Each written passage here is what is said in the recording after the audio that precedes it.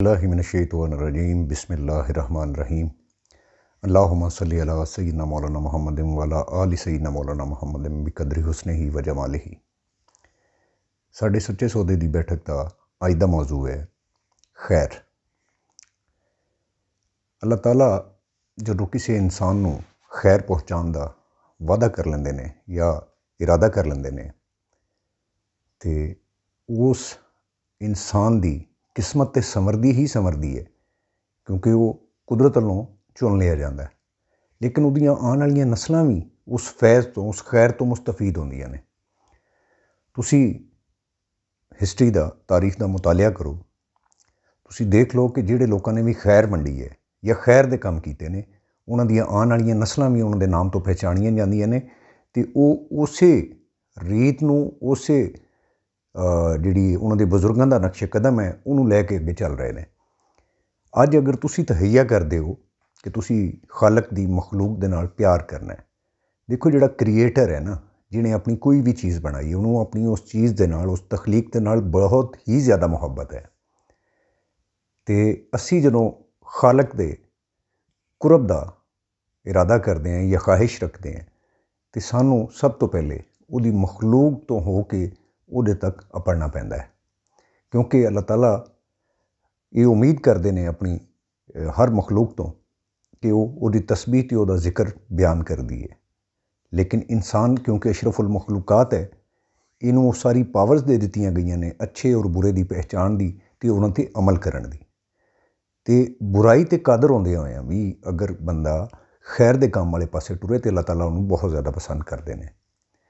तुसी खैर दे पासे टुर के एक तो दिली इत्मीनान हासिल करते जे, दूजे नंबर पर तुसी अपनी आने वाली नस्लां भी संवारदे जे ते अपनी आखरत भी संवारदे जे।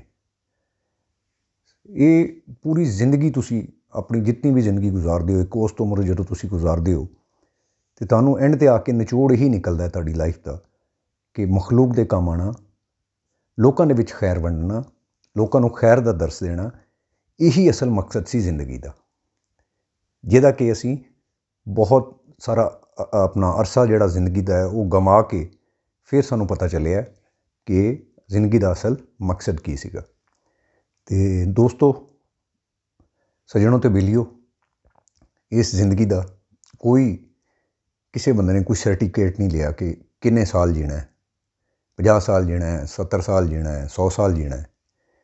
लेकिन ये जितना भी तुसी खैर पा दोगे वो खैर तुहाडे वास्ते तो खैर ही खैर होएगी, लेकिन वो तुहाडी वजह दे नाल तुहाडियां आने वाली नस्लां तर जाणगियां। इसलिए मेरी ये रिक्वेस्ट भी है तो एक एडवाइस भी है कि अपने आस पास तो शुरू करो, सब तो पहले अपने रिश्तेदारों तो शुरू करो, उस तो बाद अपने पड़ोसी मुहल्लेदार जिहड़े लोग तुहाडे करीबी ने, ठीक है, उत्थों अपने खैर दे काम शुरू करो। भुखियां नूं खाना खिलाण दे, अजकल माह रमज़ान है तो माह रमज़ान की निस्बत दे नाल जो महंगाई की सूरत हाल जा रही है, बाज़ारां दे विच तुसीं जांदे हो खरीदारी करन, तुहानूं पता है कि फ्रूट्स की कीमत कित्थे पहुँच गई है, ग्रोसरी की कीमत कित्थे पहुँच गई है, जिहड़े गोश्त वगैरह वो तो लैण की इस्तात ही आवाम दे विच खत्म होंदी जा रही है। तो वो तुसीं छोटी छोटी निक्कियां कर सकते जी। तुसीं अगर अपने घर का गोश्त लैण गए हो, 2 किलो घर वास्ते लिया, किलो अल्लाह वास्ते लै लो, ठीक है। वो तुसीं गरीब वास्ते नहीं लैना कि माड़ियां बोटियां लवो, वो अल्लाह ताला वास्ते लैना, क्योंकि वो ट्रेड तुसीं अल्लाह ताला नाल कर रहे हो।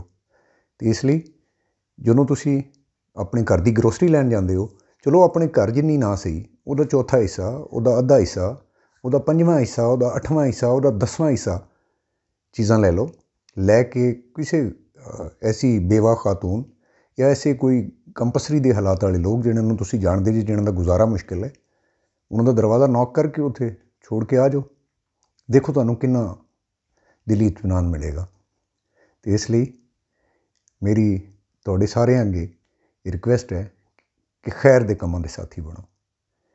अजकल सोशल मीडिया तो तुसीं देख रहे हो कि तरह तरह के ट्रेंड बन रहे हैं, ठीक है, कोई डांस कर रहा है, कोई ढोल बजा रहा है, कोई तरह तरह के स्टैप, एक आवागौन यानी कि वो तरीकाकार वाले पासे साड़ी कौम चल पई है।